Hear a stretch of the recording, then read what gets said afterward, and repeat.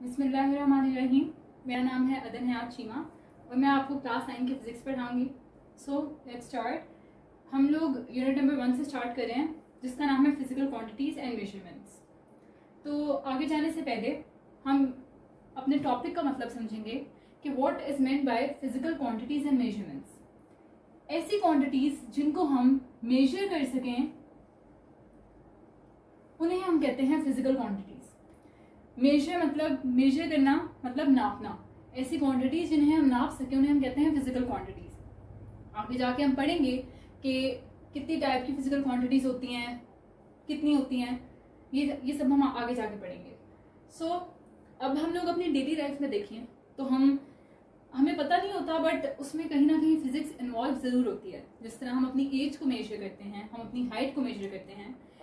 As क्या है? हमारा इस अर्थ पर गुजारा हुआ टाइम है और हाइट एक टाइप की लेंथ है। हम आगे जाके पढ़ेंगे कि हाइट, ये लेंथ, ये time, these are physical quantities जो अभी तक शायद आप लोगों को पता हो या बेसिकली आपने नहीं पढ़ा तो आपको नहीं पता होगा, but these are physical quantities and we do not know के ये हैं। सो अब हम आगे बढ़ते हैं। सो नेचुरल फिनोमेना क्या है? ऐसे इवेंट्स, ऐसे फिजिकल इवेंट्स जो कि नेचर में होते हैं और उनमें हम इंटरफेयर नहीं करते, उनमें हम इंटरवीन नहीं करते, यानी फिनोमेनास और physical events without human intervention. अब हम इसकी एग्जांपल लें तो जिस तरह solar eclipse, Euler eclipse, sunrise, sunset, rain, ये सब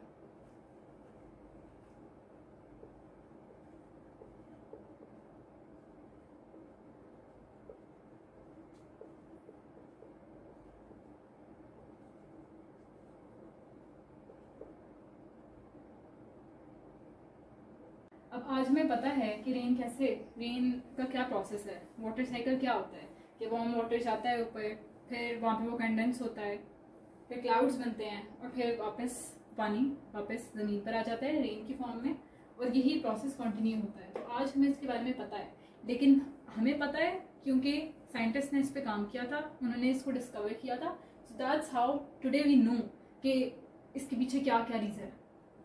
ठीक है, इसी तरह फिजिकल क्वांटिटीज़, जितनी भी फिजिकल क्वांटिटीज़ हैं वो सारी ही साइंटिस्ट ने डिस्कवर की थी, बल्कि फिजिक्स की हर चीज़ ही साइंटिस्ट ने डिस्कवर की थी। उन्होंने इन्वेस्टिगेट किया था कि ये चीज़ें दुनिया में कैसे हो रही हैं। अब अगर हम आज की बात करें, अगर हम एक फिजिकल क्लास में होते तो मेरी आवाज़ आप तक आ रही होती, राइट? आप मुझे सुन पा रहे होते। अब हमारे सबकॉन्शियस में ही कहीं ना कहीं आज है कि चलो मुझे तुम्हारी आवाज़ आ रही है, हम लोगों ने सोचा नहीं या हमें पता है कि इट्स साउंड। ठीक है, उनको बहुत टाइम लगा था ये जानने में कि साउंड किस तरह ट्रेवल करती है, कि साउंड को एक मीडियम की ज़रूरत होती है और रूम में वो मीडियम होता है। Air is a medium, right? Room में मीडियम होता है, एयर होती है, और साउंड वेव्स के थ्रू प्रोपेगेट करती है। आप मेरी आवाज़ सुन सकते हैं। ये सब कुछ उन्होंने डिस्कवर किया था और आज हमें ये पता है।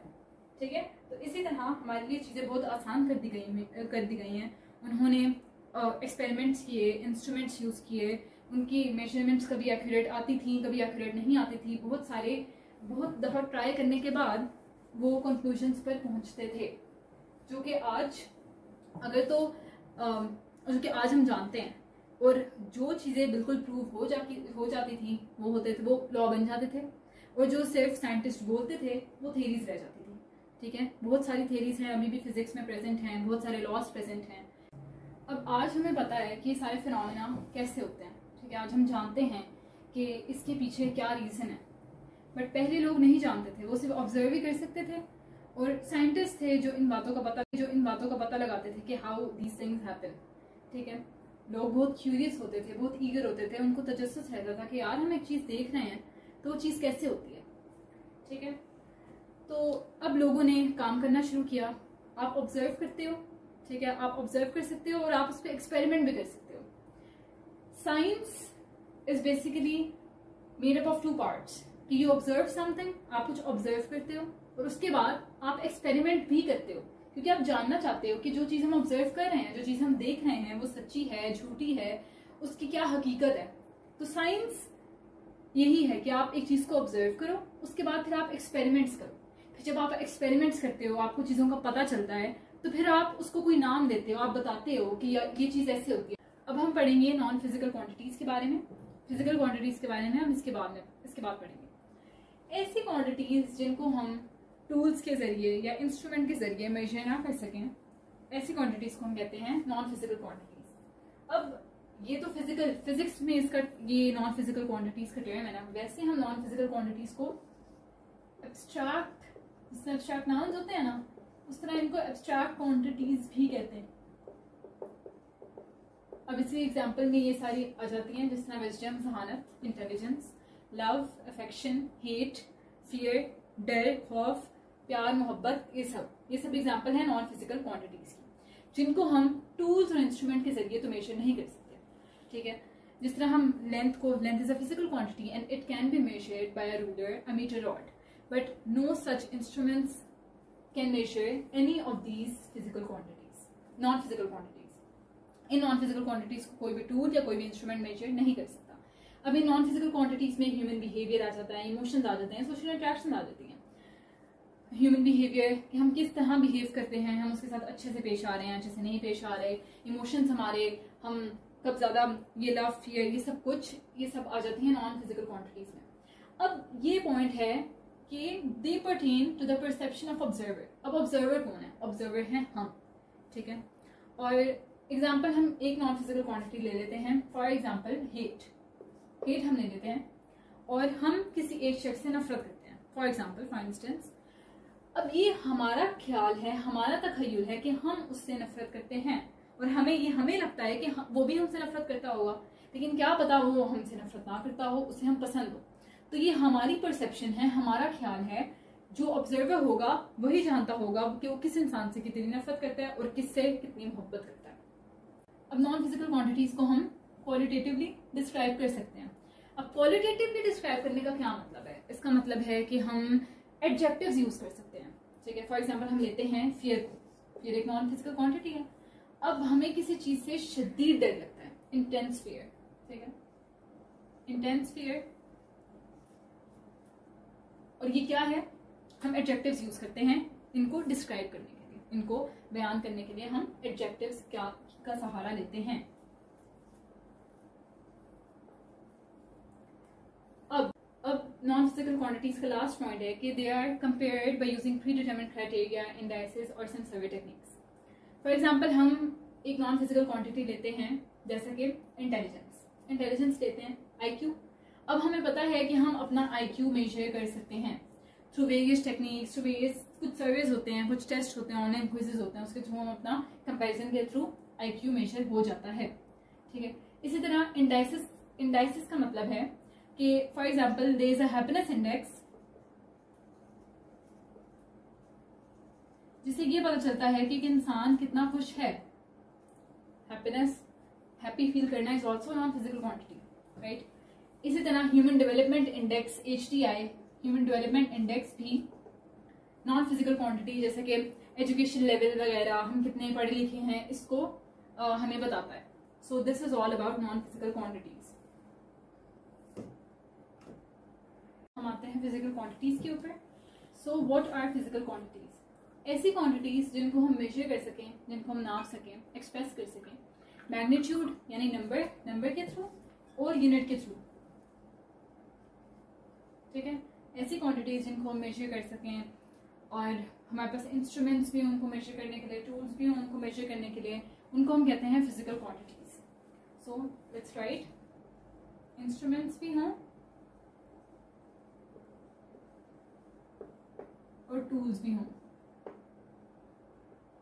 Plus they should have magnitude and unit. Example ले लेते हैं ताकि आप लोगों को समझ आ जाए।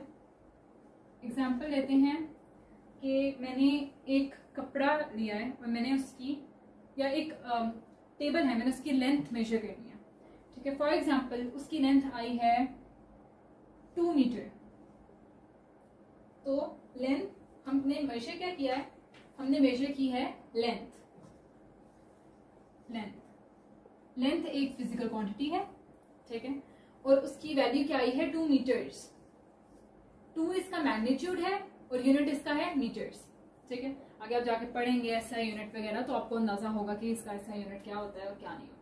ठीक है, हम अगले ही टॉपिक में जब बेस क्वांटिटीज और डिराइव्ड क्वांटिटीज को डिस्कस करेंगे तो हम तभी देखेंगे कि क्या कितनी कौन कौन सी बेस क्वांटिटीज हैं जो फिजिकल और कौन कौन सी डिराइव्ड क्वांटिटीज हैं। ठीक है, कि हम आगे जाके देखेंगे। तो फिजिकल क्वांटिटीज डायरेक्टली भी मेजर की जा सकती हैं और इनडायरेक्टली भी मेजर की जा सकती हैं। डायरेक्टली कैसे मेजर होती हैं? डायरेक्टली मेजर होती हैं इन दो चीज़ों से, इंस्ट्रूमेंट्स और टूल्स के थ्रू डायरेक्टली मेजर होती है। जिस तरह हम लेंथ मेजर करते हैं किसी भी चीज़ की, जैसे भी मैंने आपको एक एग्जांपल दी थी कि हमने एक टेबल की लेंथ मेजर की थी, किसके थ्रू?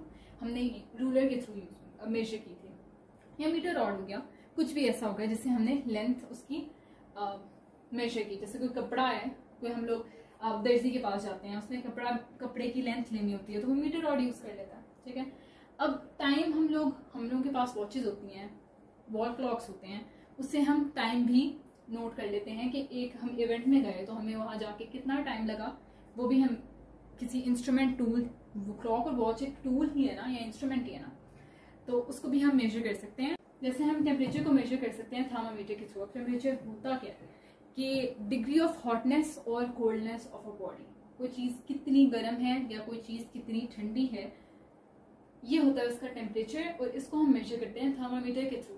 ठीक है, अब हमारी बॉडी का भी हम नॉर्मल लेमन लैंग्वेज में वी ऑफन से कि आई हैव गॉट टेम्परेचर और आई हैव गॉट फीवर। ठीक है, तो उसको हम थर्मामीटर के थ्रू ही मेजर करते हैं। तो ये हो गया कि किस तरह फिजिकल क्वांटिटीज को हम डायरेक्टली मेजर कर सकते हैं। अब फिजिकल क्वांटिटीज को इनडायरेक्टली भी मेजर किया जा सकता है, and which is by using formula use. अब फॉर्मूला यूज कर सकते हैं हम लोग इनडायरेक्टली फिजिकल क्वांटिटीज को मेजर करने के लिए। जैसा फॉर एग्जांपल अब अभी आप लोग बहुत आगे जाके पढ़ेंगे Ohm's law. V is equal to IR। ठीक है, IR, इसमें फॉर्मूला के थ्रू हम करंट मेजर कर सकते हैं, और आगे जाके आप ये भी पढ़ेंगे, नेक्स्ट ही लेक्चर में आप पढ़ेंगे कि current I which is current, it's a physical quantity, base quantity होती है। ठीक है, और हम इसको फॉर्मूला के थ्रू मेजर कर सकते हैं। सो this is all about physical quantity, और मैं उम्मीद करती हूँ कि आपको ये टॉपिक अच्छे तरीके से समझ आ गया होगा। Thank you.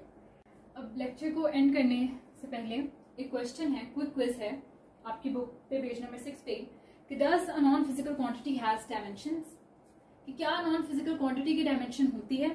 तो जैसे मैंने आपको पहले पढ़ाया था कि नॉन फिजिकल क्वांटिटी का तो यूनिट तक नहीं होता, it does not have any magnitude,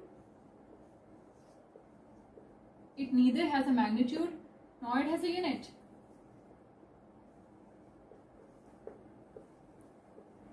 no magnitude no unit. तो जब उसका यूनिट ही नहीं है तो ये भी आप लोगों के लेवल का नहीं है dimension. You want study about it in this chapter, first year में जाके आप पढ़ोगे, लेकिन डायमेंशंस का ताल्लुक यूनिट से होता है। ठीक है, यूनिट से ही हम आगे डायमेंशन निकाल सकते हैं। तो यूनिट से रिलेटेड है डायमेंशन। जब उसका यूनिट ही नहीं है एक नॉन फिजिकल क्वांटिटी का, तो उसकी डायमेंशन भी नहीं होगी। और इसी तरह जैसे कि एक फिजिकल क्वांटिटी का यूनिट है तो उसकी डायमेंशन भी होगी। तो यही था हमारे टॉपिक का एंड। Thank you.